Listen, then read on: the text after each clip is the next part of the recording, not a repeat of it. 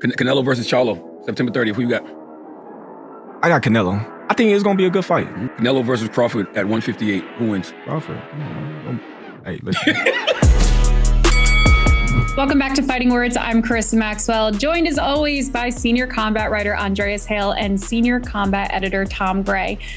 There's a fight that's in the works, but purely on social media, and I definitely wanted to talk to you guys about it this week. Now, of course, Canelo Alvarez, his next fight is against JerMELL Charlo on September 30th, but coming off a historic, undisputed welterweight battle between Terence Crawford and Errol Spence Jr., of course, the internet likes to put together these fantastical situations where they're calling for Terence Crawford and Canelo to actually get in the ring. Now, obviously, there's a lot of logistical issues with this matchup, being that there are 3 weight classes between them. And even Eddie Hearn said, yeah, there is no way, not a million years, that we'll ever see Canelo below 160. So this fight would be at catchweight, but I'm really curious to get your perspective on not only is this a possibility, but if this fight were to happen, would this be the biggest fight in years, even with no titles on the line? Well, firstly, I agree with Eddie Hearn that it's not going to happen in a million years. I don't think you'll get Canelo under 168, never mind get him down to 160. Catch weights, at the end of the day, nobody likes them. And this one smacks of Oscar De La Hoya versus Manny Pacquiao, where the only way to make the fight would be to pull Canelo down to an artificially low weight that immediately stops him from being Canelo to give Crawford a chance. So it's a complete waste of time. In terms of name recognition, yes, I think you're absolutely right. It would be, if they somehow put it together in Fantasyland, then it would be one of the biggest fights in years. But there's just absolutely no way. Canelo's a diva. He's not going to lose 1 pound less than what he has to, and he can make money elsewhere. Oh, I hate the internet. Social media is ridiculous. Listen, these guys have both been interviewed, especially Terence Crawford recently, where he said he would fight Canelo. And the reason why he said it is because he got pushed to say, well, because the first thing he said, which was before the Spence fight, he said, Canelo's too big. 68 is too big for me. So now everybody kept asking questions to try to piecemeal this thing together to where Crawford eventually said, I'll fight him, but it would have to be at a catch weight below 60. But he's like, that's not going to happen. Everybody cuts out the that's not going to happen part out and just runs with it. Meanwhile, we know Canelo's not going below 68. We know it's not going to happen. This fight's never going to happen. It'd be utterly ridiculous. As to Tom's point, Canelo's a diva. He's not losing any weight to fight another person. He learned from the best. He learned from Floyd Mayweather not to do that. Terence Crawford, he's not dumb. He's not to go to weight class that's way too big for his body and fight there. This fight would never happen. But if it did, it'd be massive, especially riding the wave that Terence Crawford is riding right now.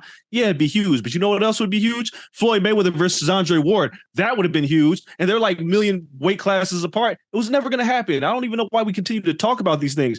Just like I don't know why we're talking about, well, we're not talking about it, but the internet is Gervonta Davis and Terence Crawford. Like, people take these interviews and take pieces of what somebody said and said that they're going to fight. They never said they're going to fight. They never said they're going to fight. Internet, social media, stop it. Stop making fights that's not going to happen. And stop then saying this fighter, X fighter's ducking Y fighter because the fight that you made up that's not going to happen for business purposes or weight purposes just ain't going to happen. They're not ducking each other. It's just impractical. Stupid. Yeah, to be honest, Kenneth, the reason this is happening as well is because with Inouye looking so great against Fulton, the only realistic thing for fans to do was to send him up 2 or 3 weight classes to fight.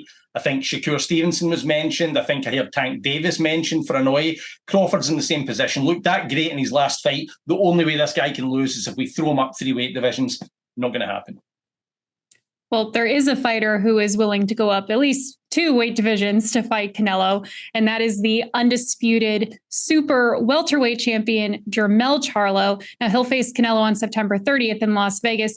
Now, we've talked about this at length. That is not the opponent that anybody wanted to see against Canelo. We actually wanted to see his twin brother if we can't get the real fight, which will be my next question. But when we look at JerMELL Charlo making that weight jump to fight Canelo, which, by the way, is somebody that Terence Crawford is actually interested in fighting after this Canelo fight so that he can potentially, become undisputed in his 3rd weight class after getting his 2nd weight class undisputed title against Errol Spence Jr. when we look at this Canelo Charlo fight, for all the reasons you just said regarding Crawford and Canelo, is that fight as one-sided as it looks on paper? This is a bit different, right? With Crawford, for example, moving up to fight Charlo, that's within his range. It's only one weight class up. In Charlo's case, moving up 2 weight divisions, my initial reaction was to jump back from the screen in shock that fight was even going ahead. But the more I think about it, it's not quite as far away as you would think. JerMELL Charlo is a massive junior middleweight. He's big at that weight. So moving up to, say, functional 160 certainly wouldn't be beyond him. If you look at the genetics, JerMELL is already up at that weight at 160 pounds and will conceivably go higher. So I think moving up to 168, I still think it's a big jump, but I think if he puts on functional weight, this isn't about losing weight, this is about adding weight, doing the right things to put weight on, changing his diet. He's also moving up to fight a fighter who I think is on the decline ever so slightly, Canelo. I don't think he's the same fighter. So I think JerMELL coming up, if he can put really, really good weight on, I think this is a lot closer than what people anticipate. Canelo's not looked good against Bivol, against Golovkin in the third fight, and looked actually bored against John Ryder. It's been 2 years since we've seen Canelo at his best against Caleb Plant. So I think that, yes, I think it's a close enough fight. I'm starting to come around a bit. Not enough to give JerMELL the win yet, but, it's early days. Man, this is so frustrating. Chris, this is so frustrating. Tom, this is frustrating. This isn't the fight that I wanted. I didn't want this fight. Like, nobody wanted this fight. I get it. For business purposes, the undisputed versus undisputed thing, it makes a whole lot of sense. You put these two in there. Gangbusters makes a lot of money because JerMELL Charlo's not fighting because he's got some issues that he's got to work himself through, because that's the fight that should have been made. JerMELL jumping up to Tom's point, it's not that big of a weight jump because JerMELL cuts to get to 54. So he can make 68. Now, granted, he'll still be outsized against Charlo, but this isn't a one-sided fight, or it shouldn't be. It shouldn't be as one-sided as people are making it out to be. JerMELL Charlo's pretty good. The issue with JerMELL is him getting up for his opponents, as we saw against Ryan Castano, and then the rematch, he got up for that fight. He's got to get up for fights, and he will get up against Canelo. Will he beat him? Probably not. But Canelo just hasn't looked like the man that we saw beat up Caleb Plant, beat up Callum Smith, and rampage through the 68 weight class. He's just not the same guy. This is a lose-lose situation for both fighters in some ways. I know some people are going to say it's a win-win for JerMELL, right? Because he's making the jump.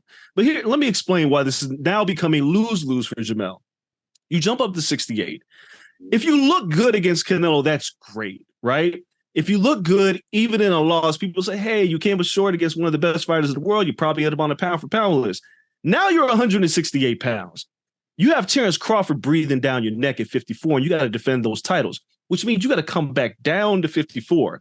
Don't know how difficult it will be for him to lose that weight, but when Roy Jones went up to heavyweight and came back down to fight Tarver, he was sucked bone dry, and it eventually led to his demise, which a lot of people don't give Tarver the credit he deserved for that fight because of what Roy did to himself. If JerMELL goes up there and gets washed out by Canelo, the Terence Crawford fight's not as appealing anymore. So now he's in an interesting spot to move up. He's going to get paid for this, but you have to almost beat Canelo and find a way to make that weight again against an absolute savage in Terence Crawford to make this make sense. As for Canelo, if you beat up a smaller man, so what? Who cares? Now you're going to say you're going to fight JerMELL Charlo next? We don't know if that's going to happen. You need to fight David Benavidez and quit playing with us, Canelo, because this is a mess that you have made. I get it. Everybody wants to make money and put all these pretty little belts on the line and all this and that. But it should be Terence Crawford and JerMELL Charlo fighting next, and Canelo and David Benavidez. And now we got this mess. I'm interested in the fight, but now it's become this lose-lose situation. Yeah, you beat me to it, Andreas, in that I was going to give you a trigger warning before I ask this next question, because I know how passionate you are about Canelo fighting Benavidez. But you're right. That is the fight that we wanted to see happen, that should be happening, that would actually, to Tom's point, kind of reinvigorate Canelo and remind people just how talented of a fighter he is. But for some reason, that fight it's not even that it's like not happening. It's just not even being talked about by Team Canelo. So why do we think that his team, that Eddie Hearn and Matchroom, they're just kind of pretending that that very obvious matchup is just not a thing that fans or anybody should be concerned about? Well, I think Canelo's made it clear. This is Canelo's opinion, not mine, not Andreas, not yours. But Canelo has said that he's not done anything yet to earn the fight, and he keeps going on with that mantra. He's not had career-defining fights. Why should I fight him, etc., etc. Canelo, like we said earlier, is a full-on diva.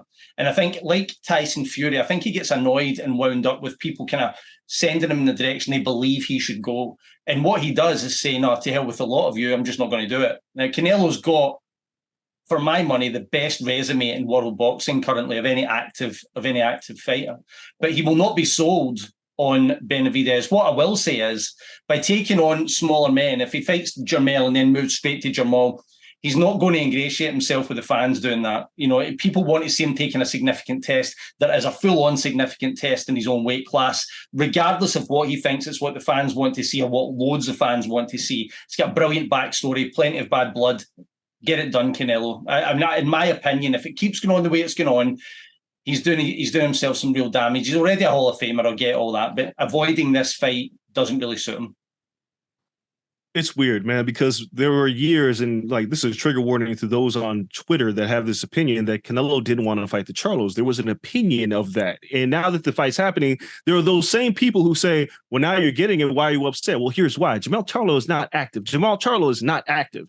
There is a man that's at super middleweight right now that's beating the hell out of everybody that's active, young, and ready. That's why that fight should be happening. But I have a feeling that the PBC kind of wanted to put the Charlos in this position because the Charlos both look like marketable superstars. They just haven't had those marketable superstar moments. So I guess I don't know if this is a cash out or this is just a way to try to put them on that level. Because if you fight and lose to Canelo, like when Canelo lost to Floyd, you may become a bigger star in a fight you're not supposed to win. So maybe that's the rationale by PBC. But if I'm Canelo, there's a man named David Benavidez that's right there. And I say it all the time. He's right there. But here's the bigger issue. Let's say Canelo fights Charlo and wins. Decent fight. Let's just say maybe doesn't blow him out. And he fights Jamal and he beats him too. Now a year has passed. You've gotten older. Benavidez has gotten better. You want to fight him now? You want to wait until next year to fight him? To Tom's point again, Canelo hasn't looked great. He's 32, but he's an old 32 in boxing years. I don't know why you want to wait for that man to get better. Then fight him now before he's only 26. Benavidez is. Man, I think maybe he turned 27. You don't want to wait till he gets into his real physical prime years while you're fading to fight him. I don't get any of this, but I get it from PBC's perspective because I think they figure that the Charlos are very marketable and that can make a lot of money. And the idea of undisputed versus undisputed sounds very good, but I don't want it. Give it back. Return to sender. I don't think he's waiting, Andreas, to your point. I don't think he's going to fight him at all. I don't think he's even looking at it as he's waiting. I just don't think he's going to fight him. Come on, man. It's another Mexican. It's another Mexican who says he wants your holidays and he wants to be the king of Mexico and he calls himself the Mexican monster. Sooner or later, you can't keep avoiding this, man. Chris, I'm sorry, I'm taking your moderator spot real quick. Tom, if Canelo ducks Benavidez, does it deal his legacy a blow by not fighting that kid? Only to hardcore fight fans, which are in the minority, but people will still look back on Canelo. It depends how the whole career, pans out, but people will still look back at Canelo as a great fighter who had great fights, who had great accomplishments. I think his own ego tells him he doesn't need him. By the way, I don't agree. I'm totally on board with what you're saying. I just think he will finish his career without giving David Benavidez the shot. That's how it's playing out. He never even looks remotely interested in that fight. He's really not much better than Tyson Fury at that point by holding up the division and not allowing those fights to happen that we want to see, which kind of brings me to the moral of this story. Let's leave the rumors and the fantastical matchups and social media call-outs to Tyson Fury. He's good at that enough for the rest of us and fans. Just stay out of it because we are not going to see Canelo Crawford. It doesn't make sense. It's dangerous. There's plenty of other fights that we want to see made. But we will be seeing Canelo versus JerMELL Charlo on September 30th. We've got a month before that fight, but it is fun to fantasize a little. Andreas, I know you talk at length about a lot of fights that we should be seeing. So just to close off, if you could rearrange the current fights that are happening on the schedule to close out 2023, what would you change about them? What would your fantasy matchups be that you would have liked to see instead? Well, obviously, after what we saw with Crawford and Errol Spence and what Crawford did calling out JerMELL Charlo, that's the fight to make next. Canelo should be fighting Benavidez. Charlo should be fighting Crawford. The question is, where does it leave Tim Tszyu, which is the guy that a lot of people was supposed to fight JerMELL Charlo? He's kind of left out in the cold, which kind of sucks, but it is what it is, right? Like, those are the two fights that you need to make. Meanwhile, Demetrius Andre could fight JerMELL Charlo if JerMELL could get his stuff together, because that's a fight that a lot of people wanted to see for a while. I think that's a good warm-up for JerMELL and Boo Boo if either of them want to fight the winner of Canelo and Benavidez. That's the route you should go. And I know people are saying Boots should fight Crawford. No, he shouldn't. Crawford is in a no-win situation fighting Boots Ennis. Boots Ennis should be fighting Keith Thurman. Whether it's at 47 or a catch weight of 50, I don't care. But I think that's where Boots needs to be. It's not the Crawford fight. That's what he needs to do. Errol Spence, take a year off. If you come back, if Boots haven't fought Keith Thurman, hey, Errol Spence versus Keith Thurman is the fight to make. Stay far, far away from Terence Crawford as of right now, because you need to get your stuff back together. But I think I've moved all the pieces around. And I think they'll sell better pay-per-views and people are more interested. I don't know if I'm missing anything. Tom, do I got everything? Sounds good to me. Well, I'll be sure to send a note to Matchroom and PBC and Top Rank and all of the parties to see if we can get any of these fights happen. I doubt it, though, but it's fun to talk about. So I'm sure we will have plenty more to say about Canelo and his future opponents. I don't see that debate or conversation going anywhere anytime soon, but we'll just have to wait until next week to see if anything changes in the rumor mill on social media. So until then, I'm Carissa Maxwell for Andreas, Hale, and Tom Gray. Thanks for watching Fighting Words, and we'll see you next week.